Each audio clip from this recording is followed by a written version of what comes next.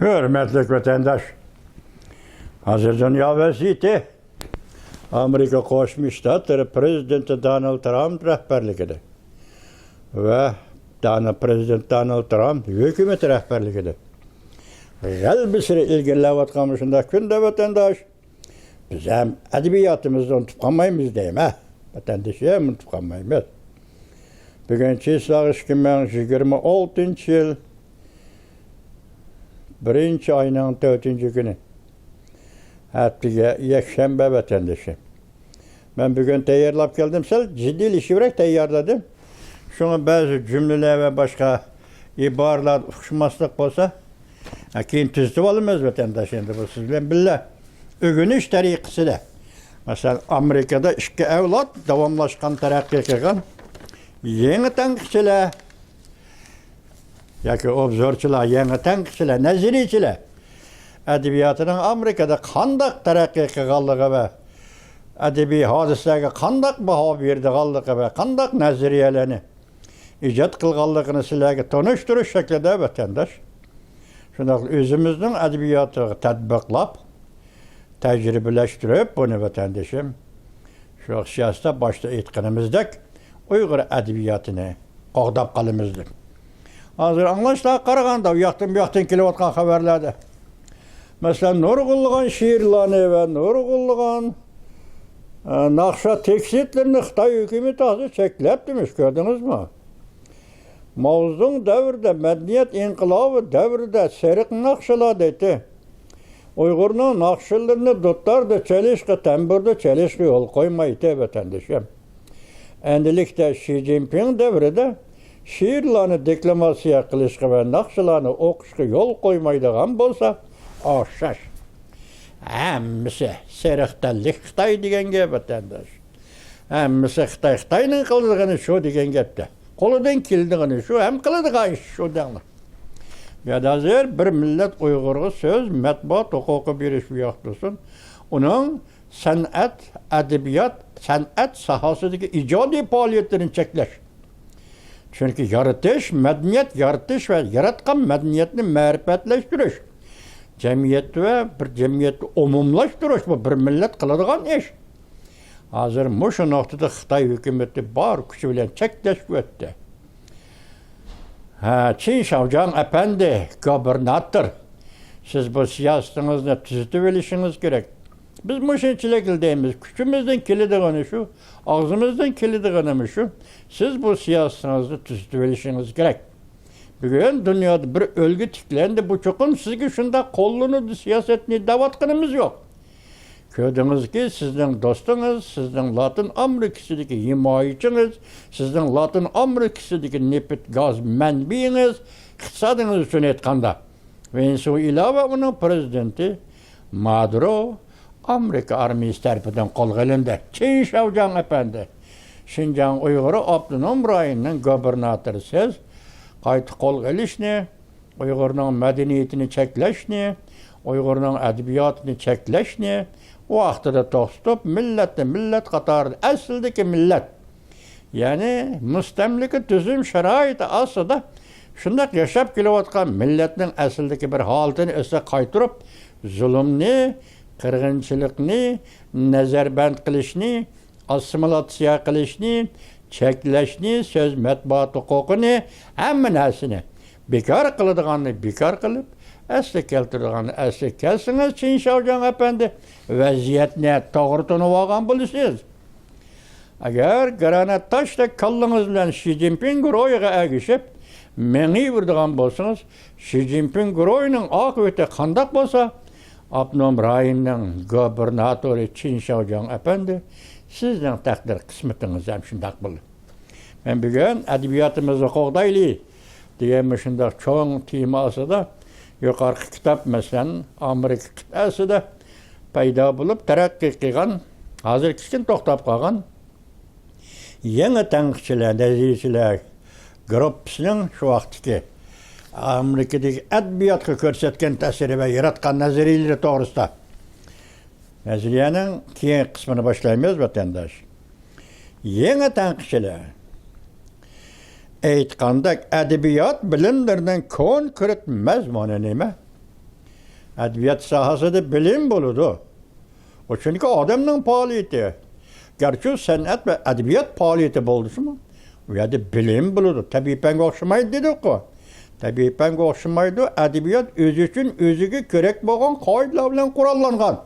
Maşındak bir maneviyat sahasıdır dedik vatandaş. Ondakta edebiyat bilimlerinin konkret mazmunu nime. Bazıda objektif dünya dep düşünüdü. Reallık dep düşünüdü. Bundak bolganda yeni tanqıçılık, tahlilçilik deydigan bu hukumga qaytib kelip, ular ta'kidlagan edebiyat özü üçün özü yeterlik degan nazariya bilan to'qinishib qoladi.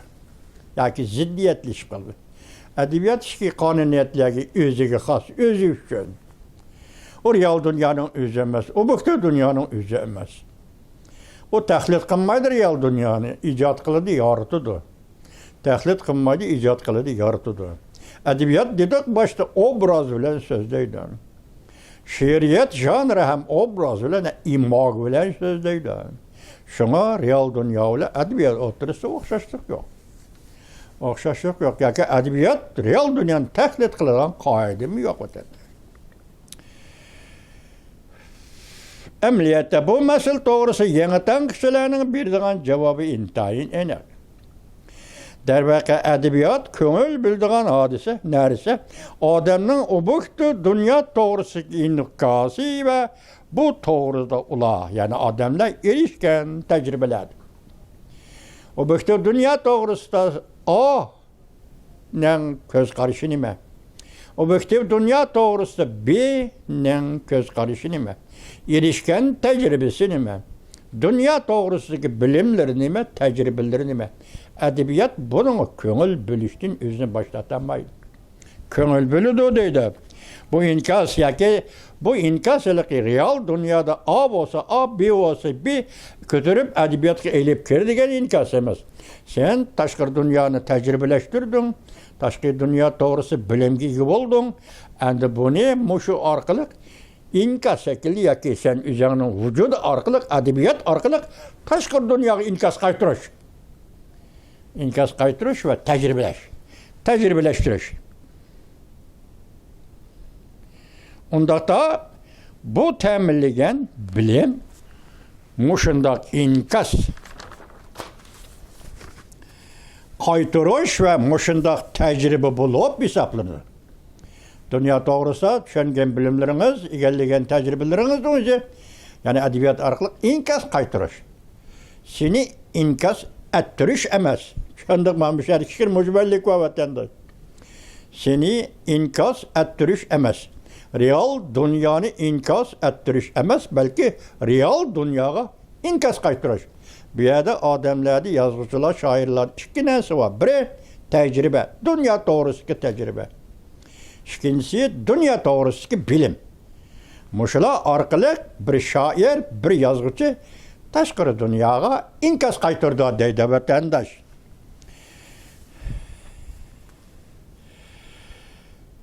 Xuddi yeni tanqışılar obzorda körsetkendek yani yeni tanqışılar naziriyçisi tat körsetkendek edebiyat, insaniyet tecrübelerinin mükemmel bilimlerdir.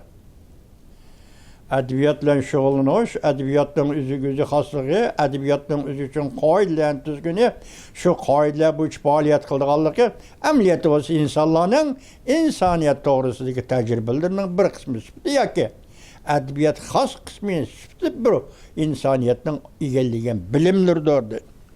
Bu hulasa yeni tanqışılarının edebiyatın mahiyeti doğrusu tanışı bilen birdek. Edebiyatın mahiyet demediyse, bana şuna cevap verdi o yeni tanqışılar, onunla birdek dedi. Her kandak bilem, hakiki ve sahte deyişlerini kabul kılışı geliş gerek. Her kandak bilim bulup put tirep duruş için tanqıtın kabul kılışı gerek. Tecrübeden ötüşü gerek. O itiraf kılınışı gerek. Yoki hukm şeklinde, yoki formula şeklinde. Zada kandak bilishdan qat'iy nazar, her kandak bilim, meyli saxta bo'lsin, meyli haqiqiy bo'lsin, qabul qilish kerak. xato va to'g'ri degan hukm qilishni qabul qilish kerak. Har qanday bilimni to'g'ri deyish kerak yoki xato deyish kerak. Buningdagi o'lcham nima vatandosh? Masalan, tashqi dunyoda yoki sizga yetib kelayotgan bilim xato deyishda o'lcham nima? To'g'ri deyishda o'lcham nima? Sizning shaxsiy iqtidoringiz asosida uni xato deyishda o'lcham nima?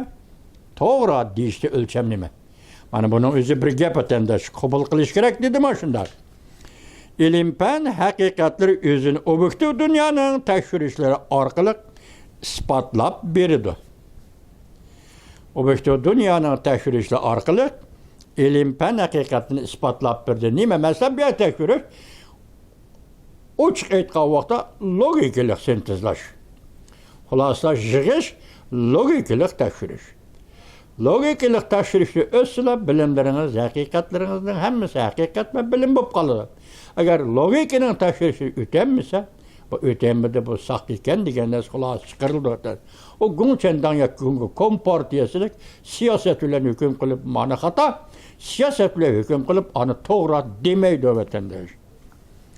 Yangi tanqiddan adabiyot bilimlari har qanday bir obyektdan onu isbotlab berishini kutmaydi. Yani edebiyat bilimleri her kandak bir obyektden onu isbotlab berishini kutmaydi.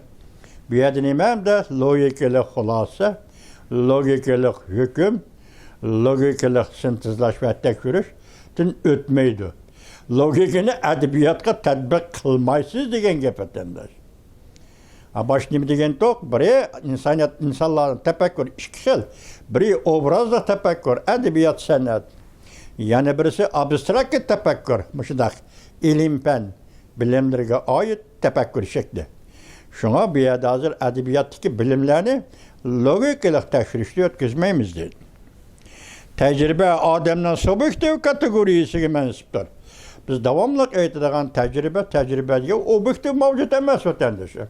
Qol bilan tusqil olmaydi, ko'z bilan ko'ngil olmaydi, objektif mavcut emas vatandaş. O fakat şahsinin kategorisi, şahsinin özünün ruhi dünyasındaki, manevi dünyasındaki tefekkürü, yoki şunun xos bo'lgan, şu tefekkür ramkasini kirib turadigan va subjektiv kategoriyaga mansub bo'lgan bir hodisa, tecrübe degan. Tecrübe objektiv mavjud bo'lmaydi, objektiv mavjud emas. Şunlaşqa adabiyot to'g'risidagi bilimlarning o'lchami adabiyotning ikki qismidan keladi. Edebiyat bilimleri, edebiyatın özü xas işki kanuniyatları, işki qoida nizamları tarafından keladi. Çetin ekilip bunu tanımaysan, veya ki ilim-fanning abstrakt tefekkür şekline gelip edebiyatga tanımaysan, edebiyatın özü xas bilimleri, edebiyatın özünün işki kısmından keladi deydi vatandaş. Yeni tanqidçilar mundaq ko'rishdi. Gerçi edebiyat real dunyoga munosib bo'lmaydi ekan. Şunlaşqa edebiyatning bilimlerimi obyektiv jihatdagi haqiqiylik va saxtlik masalasi mavjud bo'lmaydi. Bu yerda edebiyat real dunyoga mansub bo'lmaydi ekan deganda, edebiyatning o'zidan qonuniyati va real dunyodagi tartiblar va obyektlar bilan bir qator turolmaydi. Bir qator turib qolsa, edebiyat degili bo'lmaydi. Edebiyatning o'zidan qonuniyati bo'yicha ish qiladi, ish ko'radi. Real dünya özünün kanuniyeti ve yolu bilen mağdu, yolu bilen terakki kıl, işki neyse. Şunlaşqa bir yerde edebiyatın bilimlerinin obyektiki hakikiliği ve sahtılığını taşqır dünyadaki bilimler bilen ispatlab belgili olmaydı dedi. Şair üçün aytqanda, o yani şair, hiç nimini bizge ispatlab vermeydi. Şair yeziş arkalık, yoki daston, yoki ballada, yoki lirik she'rlar, mushlarni yezish orqali ma'mundaq edi deb hech nimani bizga isbotlab bermaydi. Isbotlab berish logikalik tartib. Bu logikalik tartib bilan ish ko'rmaydi adabiyot deganlikdir vatandosh. Hech nimani isbotlab bermaydi, chunki adabiyot logikalik tartib bo'yicha harakat qilmaydi. Şunlaşqa əzəldən yalğan sözügən emas. Şunlaşqa yazğıcı əzəldən yalğan sözügən emas. Arlıqı bizlərə nim dedik, Aristotel dedik mi? Platon dedik mi, Aristotel dedik mi? Şair yalğançı degeni dedik. Endimeye de bu inkar kılınıp, şunlaşkan ve şair üçün aytqanda onun bir nersini sizge, bizge ispatlap berişinin zörüriyeti bolmağanlık üçün biz şairini yalğançı dep aytamaymiz deydi. Halkılık mesele şu yerdi ki, şair qandaq sözləvatıdı. Degellikler, herkes bu şair nimi sözlü değil, degellik emez. Muştan da katkılan mücmellik var bir yerde. Mücmellik emez, hukum eğirliği var, hukum eğirliği. Şair qandaq sözləvatıdı. Şair qandaq sözlüdür. İkisi işkinəsi. Şair qandaq sözləvatıdı. Şair imag bilen sözləvatıdı. Şair obraz bilen sözləvatıdı. Şair hissiyat bilen sözləvatıdı. Şair şiiriyetin işki kanunları ve edebiyatın işki kanunları boyucu sözləvatıdı. Lekin şair nemi dediği diyen gep bir yerde mevcut emez. Şairinin nemi degenliği bizge gerek emez. Şairinin qandaq sözləvatqanlığı, bu degen gep qandaq sözləvatqanlığı edebiyat kanuniyetleri uygun aldı sözləvatamdı o degen sual. Şuna şair qandaq sözüldü, bu gerek emez. Şair qandaq sözləvatıdı. Obraz arqılıq, imag arqılıq, hissiyat arqılıq sözləvatıdı. Eğer onun sözləvatqan usulü, metodi muvaffaq bolu diken, edebiyat kaidelerine, nizam namıllarına muvaffaq bolu diken, edebiyatın bilimleri hem hakiki buldu. Demek biz közlü sıvatkan, biz sözləvatqan edebiyat bilimleri yok arkadaki muvaffaqlık içinde. Edebi kanuniyetlerine muvaffaqlık içinde muvaffaq kelediken o bilimler bizge hakiki oldu. Hem Çin buludu deydi. Bayan muvaffakiyetlik buludu. Mesela şiir tasvirleydi. Bir kuplet şiirdi mi tasvirleydi. Ballada ve dastandı mı tasvirleydi. Tasviri cümleler arkalık ifadeleydi o vatandaş. Neymi demek ki bu oğulların tasviri cümleler arkalık ifadeleydi. Şuna o muvaffakiyetlik buludu yani. Bayan şundak vakti muvaffakiyetlik buludu. Şiirinin tecrübeleri hem akılga muvaffak buludu. Şiirdeki tecrübeler, şiirinin tecrübeleri deyilipti. Emniyette şairinin tecrübeleri hem akılga muvaffak buludu deydi. Edebiyatının bilimleri hem hakiki buludu. Çünkü şair edebi kanuniyetler bu iş görüyordu. Şiiri kanuniyetler bu iş yazıyordu. Şiiri kanuniyetler bu iş sözlüyordu. Şuna bu muvaffak buludu değil. Hem bilimleri hakiki buludu değil. Yeniden kişiler edebiyat bilimlerinin ölçümünü muvaffaklık yani akılga muvaffaklık da bitti. Edebiyatın bilimleri mi? Muvaffaklık. Akılga muvaffaklık da bitti. Bu nimi deyimiz? Şiir deyimiz. Bu nimi deyimiz? Edebiyattan bilimleri deyimiz. Sekrep ilgirleş devirde, Mao Zedong devirde vatandaş. Ötken dedim o ki bir harbi kepti. Harbinin üstünde bir kava. Kavanın üstündeki harbi keş çıktı. Koludaki tamakine koyaş bilen tutaştırıptı. Tamakine serengi yok, çakmak yok, koyaş tek gizip durup tutaştırıptı. Demek kavanın çoğunluğu kolunuzu uzatsınız, tamakınızda tutaştırsınız, koyaş giydirip. Tipik Xitayçı aldamçılık ve yalgancılıkla kapiyeler sahasındaki inkaz. Bu şiiriyet demeyimiz, Xitayçı aldamçılık ve kazzaplıkla kapiyeler arasındaki ifadesi. 58. yıllardaki Plat Davlaş devri, Çoğun Sekrep ilgirleş devirdik yazılgan şiirler. Muvaffaklık da bitti. Muvaffaklık ve akılga muvaffaklık da bitti yeni tanışçılar. Ondaqda taşkırı dünyaya berip ya ki taşkırı dünyaya çıkıp ölçem izlep yürüyüşten acıdı yok. Şiiriyette okuy sizden şunun da hemen nesil, hemen gerek bağın neyse, hissiyat, obraz, imag, hemmisi bak. Bu muvaffaklık şair muşundak sözde vatıdı. Bu muvaffak şunu bir yerde edebiyattan bilimleri o da bilisizdi. Taşkır dünyanın izleşten ağaç diyor. Bizden edebiyatımız özüge yeterlik degen nazariyimiz bu yerde qoğdaşqa erişeliydi. Şuna muvaffaqlık edebiyatın mahiyeti has boğan edebiyat bilimlerini muvaffaqlık içinde sizin aldığınızı taşlaydı.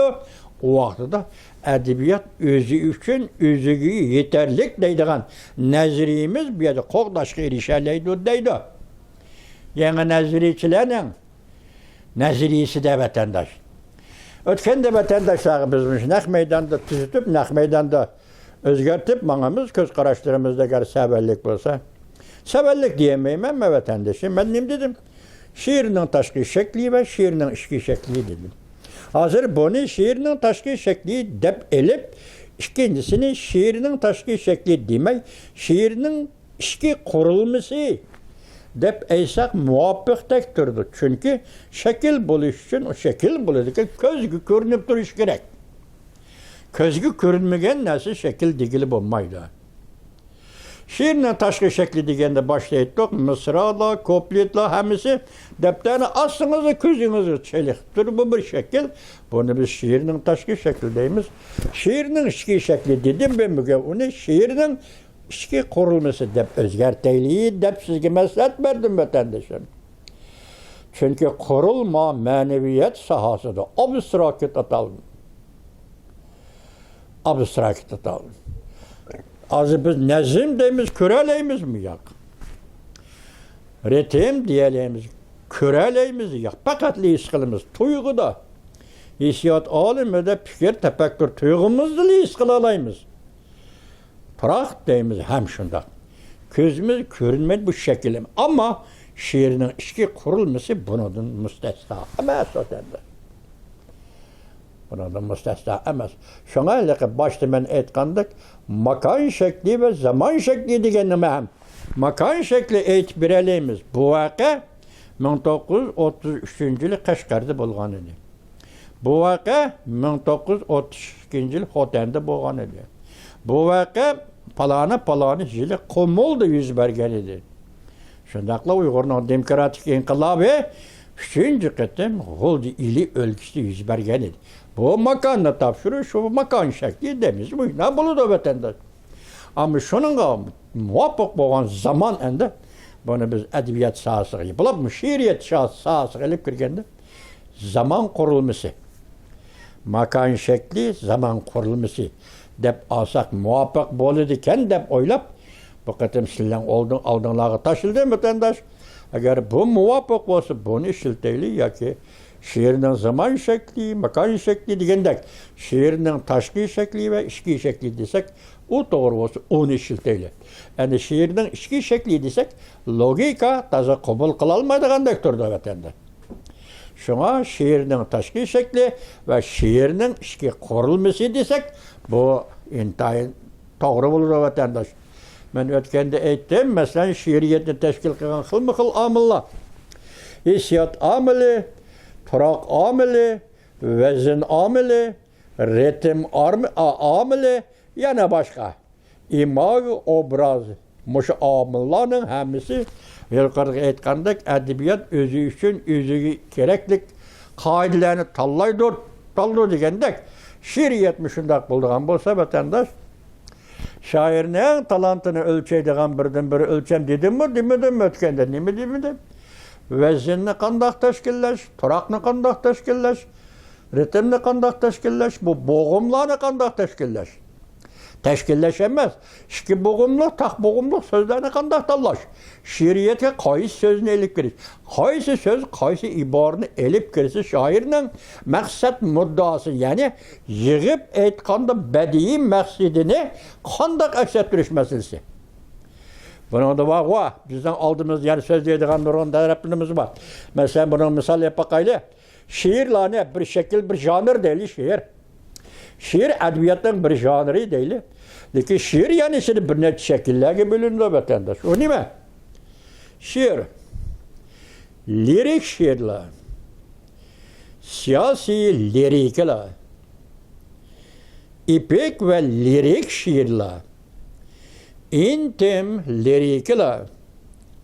Şundakla muhabbet lirikleri. Muşlarını koşup gelsiniz, şiirinin yüzü yani bir net şekilde bölündü vatandaş. Endi bir yerde siyasi lirikler degende, siyasi liriklarga ana tilden qandaq sözlerini tanlaysız. Ana til baylığınızdan qandaq sözlerini tanlaysız. Mesela intim liriklar degende özünüzün şahsiyetini ifadelaydigan intim liriklar degende qandaq sözlerini tanlaysız. Mesela muhabbet liriklarga qandaq sözlerini tanlaysız. Ahire siyasi lirikin dep bolduq ya, ahire muhabbet lirikilimi tügüdü. Muşu sözlerge ana tilden qandaq sözlerini tanlaysız. Bu tamam sizin ixtiyarınızda vatandaş.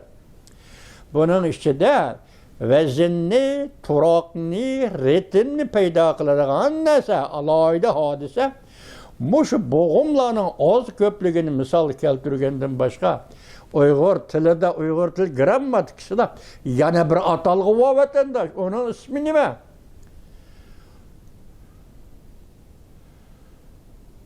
Urgu. Uyghur tili yoki Uyghur tilidagi bo'g'imlar va yoki qo'sh bo'g'imlar, taq bo'g'imlar, jumlalar. Urgu. Urgu nerede keladi?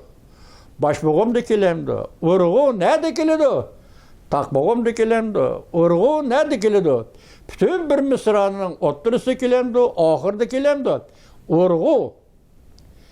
Urgu siyasi lirikler, caranlı sözlerini, kat'i ve tevrenmeydiğin sözlerini işiltiki doğru geldiğinde köprek urguluk şiirler bilen, urguluk til bilen yazısız siyasi lirikler ne vatandır.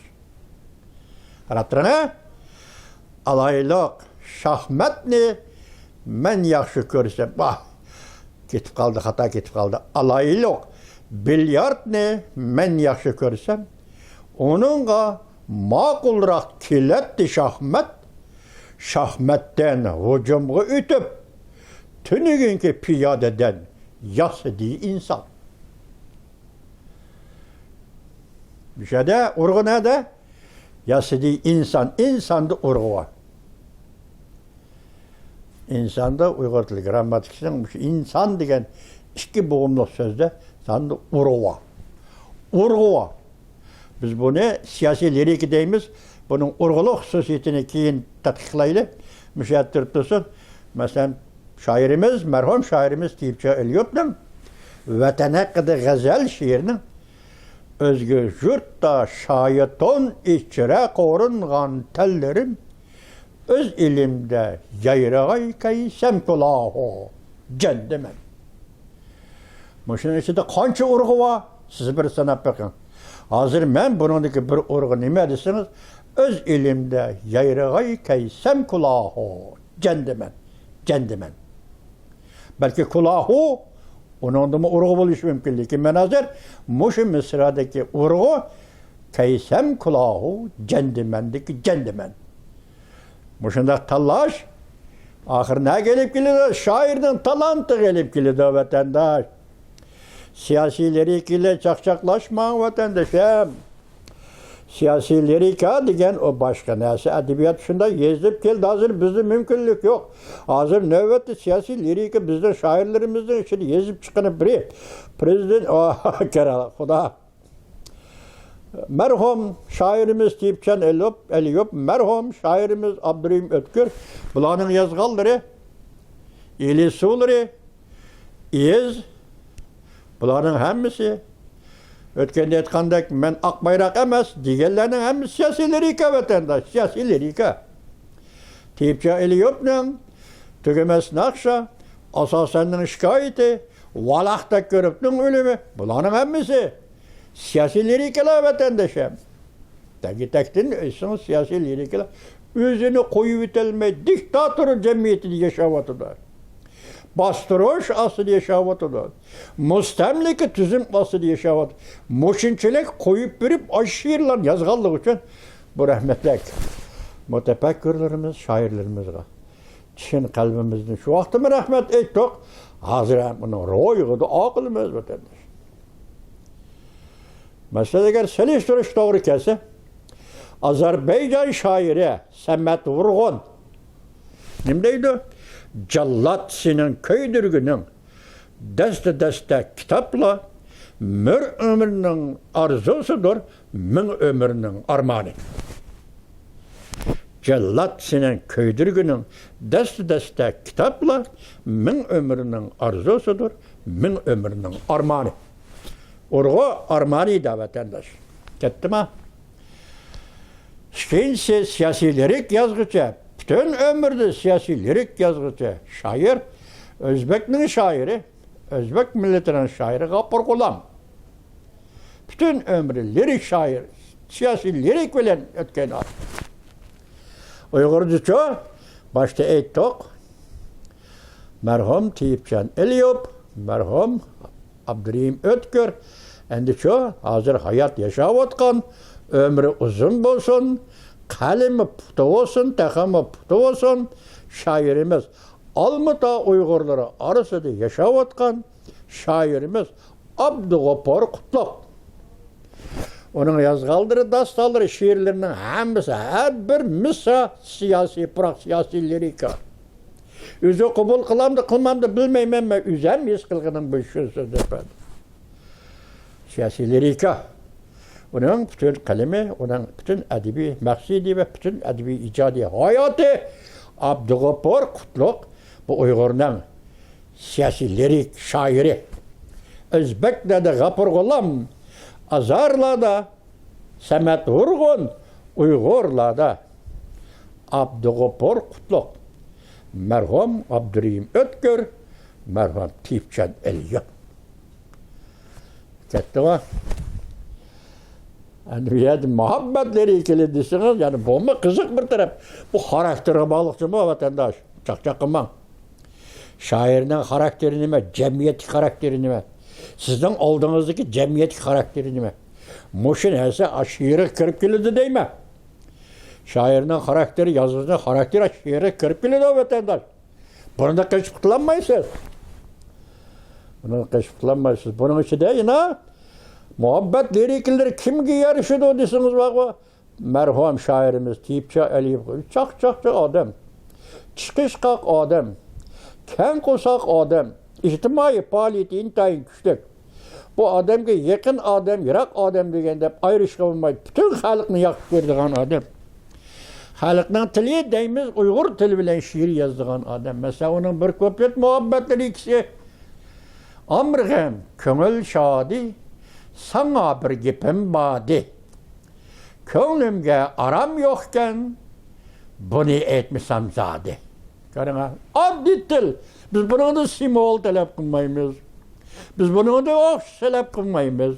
Biz bunu da yan talep kıldığın, edebi talep, şiiriyetten talep kıldığın taleplerimizi de koymayımız boldu. Ana dil, Uygur'un callak tiliyle yazılgan bir köpler. Amrgem köngül şadi, sana bir gipim badi. Könglimge aram yokken, bunu etmişsem zat. Karana, ne mi degen tatlık ha? Uygur tili. Uygur tili şiirini şundak yazıvatıdır. Ne mi degen tatlık şiirini. Yani muhabbet lirikillerden bizden nöbetki inkılapçımız. Onu tıkanmayımız mı? Nöbetki inkılapçımız. Peşkadem inkılapçımız hem peşkadem şairimiz Ahmet İgenbedi. En çağdı, yaş çağılırdı. Yani nimi ki karattım ya onu birine de kapalet kılamayım ben. Lakin söz etkanda Ahmet İgenberdi'nin bir muhabbet lirikisi vardı bir parça. Onun da nimi değil kendisiniz. İki Mısra isimli kat. Her küllüge şu bulur tekrar, kalbin beği kaçan eçeler. Her küllüge şu bulur tekrar, kalbin beği kaçan eçeler. Muhabbet liriklerini yazış Osmancan Savutku yarışıdı. Merhum şairimiz Osmancan Savutku yarışıdı. Kurban Barat yarışmaydı. Şadınız mı vatandaşım? Bunların da şiirlerinin şekilleri, şiir şekillerini birbirine sevişimiz gerekirdi. Bu nezrimiz kayak ikense şuya iken misal alımız, bugünkülük şeyimiz müşahede ahırlaştı. Aman bulurlar bütün.